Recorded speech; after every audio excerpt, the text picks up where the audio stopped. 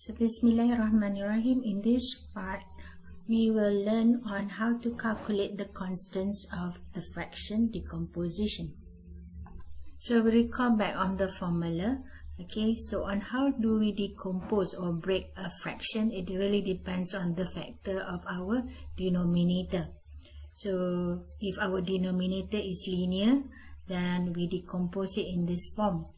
Or if our denominator factor is a repeated linear, okay, so we decompose in this form, where the numerator will only receive a constant.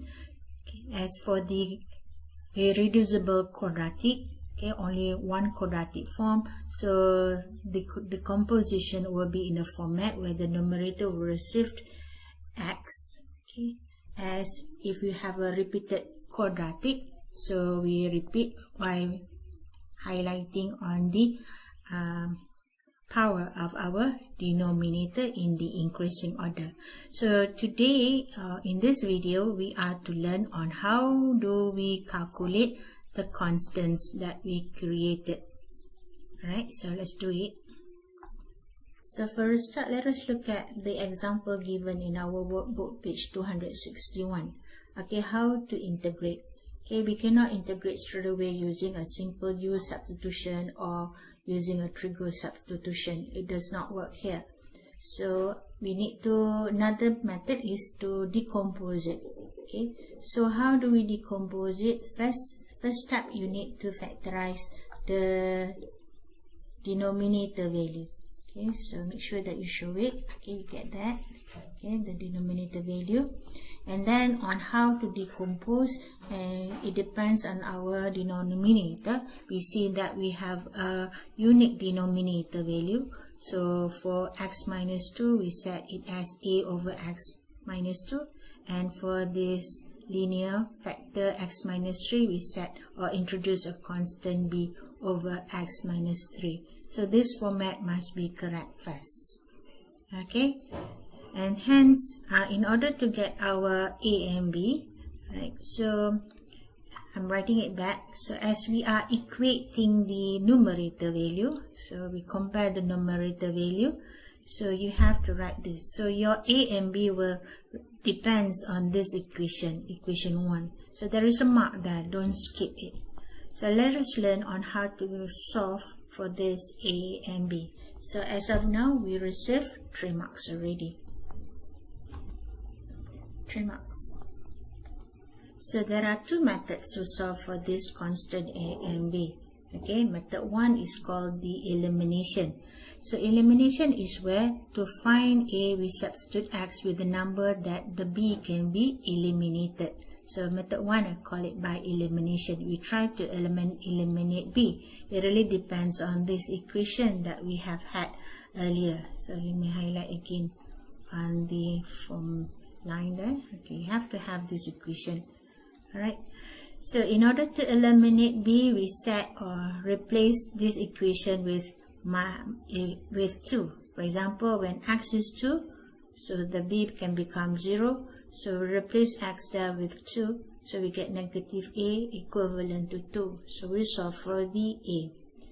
And then to eliminate a, replace x with 3.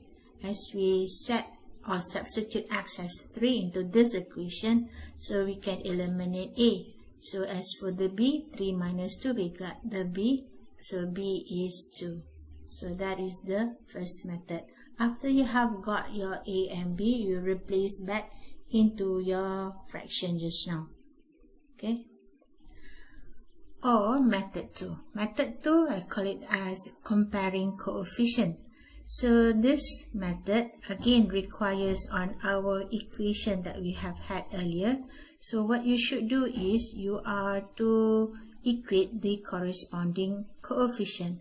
For that, you need to expand it first. So you expand it and then you rearranging it. Okay, so until you get that. And then you compare the coefficient left and right. Coefficient of x on the left, which is 2 here, sorry, this one, okay, as you are comparing back to the 2, the coefficient of x on the left Okay, there is no x, meaning x is 0 on the left. So we got a plus b equivalent to 0. As for the constant, okay, negative 3a minus 2b, as we compare to the coefficient of constant on the left, a is 2.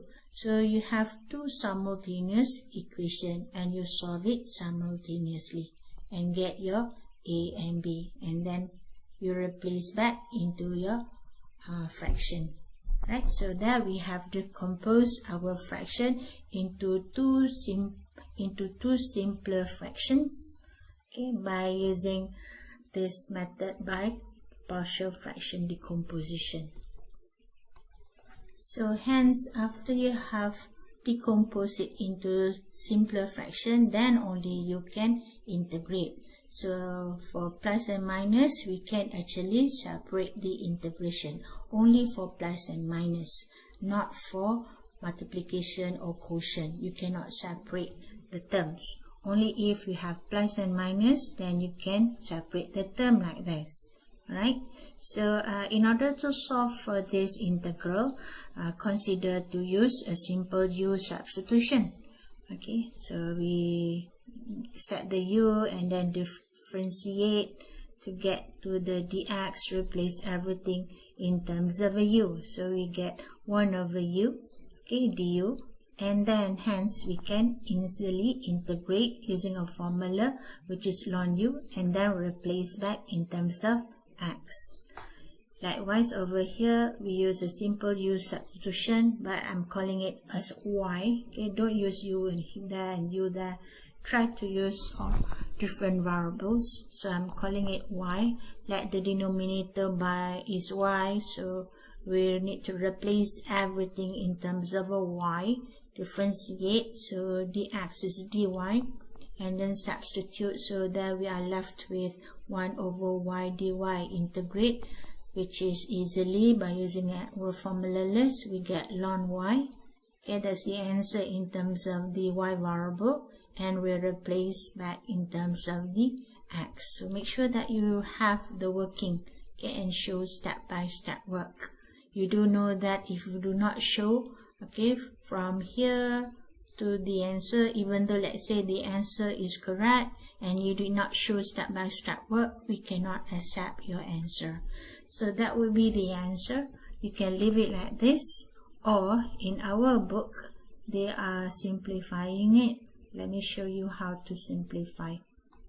Okay, if you don't want to leave your answer like this, and if the question said, okay, simplify into one single log, do consider to use the property of the log as we rearranging it, okay, so that we can get a single log a. There is no coefficient there, so we need to factorize the two. So we have negative of this plus, okay, and I'm rearranging it. So ln x minus 3 minus ln e. Okay, and we do know that the ln value must be positive for it to be valid. And this part we have ln a minus ln b. Okay, ln is log a base e. Ln a minus ln b is ln a over b. So that we simplify our answer in terms of a single log. You do this if the question asks so. Alright, okay.